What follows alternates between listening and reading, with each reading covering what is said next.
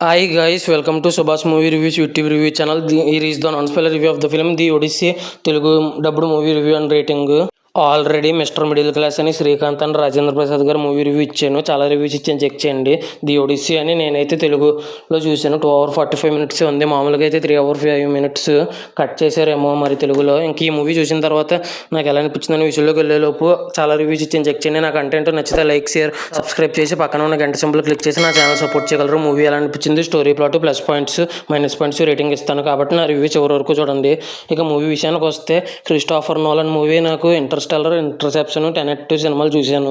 Tenet cinema నాకు చాలా ఇష్టము. క్రిస్టోఫర్ నోలన్ గారి డైరెక్షన్లో ఇతని డైరెక్షన్లో వచ్చిన ఓపెన్హైమర్ అనే మూవీ నాకు నచ్చదు. పాయింట్ తక్కువ, ల్యాగ్ ఎక్కువ అనిపిస్తుంది నాకు. ఇంకా కానీ యాక్షన్ ఫైట్స్ని కాకుండా డ్రామాని దృష్టిలో ఉంచుకుని చూస్తే నచ్చుద్దని చెప్తాను నేనైతే. ది ఒడిస్సీ మూవీ గురించి ఒక విషయం చెప్పాలి. ట్రాయ్ అని 2004లో వచ్చిన మూవీ అమెజాన్ ప్రైమ్ వీడియోలో ఉంది. అది చూస్తే కానీ ది ఒడిస్సీ మూవీ అర్థం కాదు.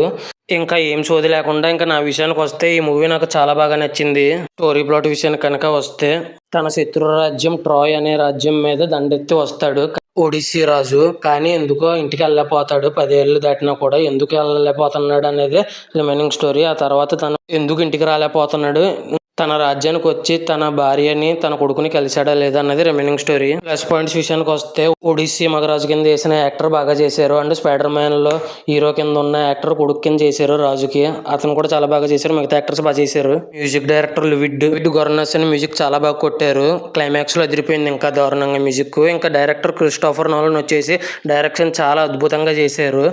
ఇంకా ఈ మూవీ వచ్చేసి కొన్ని ఫైట్స్ ఉన్నాయి, ఉన్నవి కొన్ని ఫైట్స్ అయినా కూడా ఇవి కూడా చాలా బాగున్నాయి. లాస్ట్లో క్లైమాక్స్ ఫైట్ అయితే అదిరిపోయింది.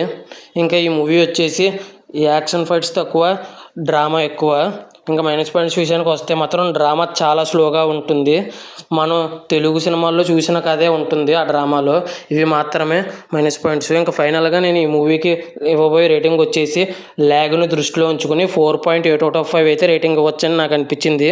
ఇంకా ఈ మూవీ నా ఒపీనియన్ మాత్రమే ఇది. ఇంకా ఈ మూవీ ఎంతమంది థియేటర్లో చూశారు, చూసుంటే మీకు ఎలా అనిపించింది, మీరు ఎంత రేటింగ్ ఇస్తారో చూసుంటే అనేది కింద కామెంట్ చేయండి. శ్రీకాంత్ అండ్ రాజేంద్ర ప్రసాద్ గారిది మిస్టర్ మిడిల్ క్లాస్ ఇంకా చాలా రివ్యూస్ ఇచ్చి చెక్ చేయండి. Thanks for watching. Jai Hind, signing off. Bye bye.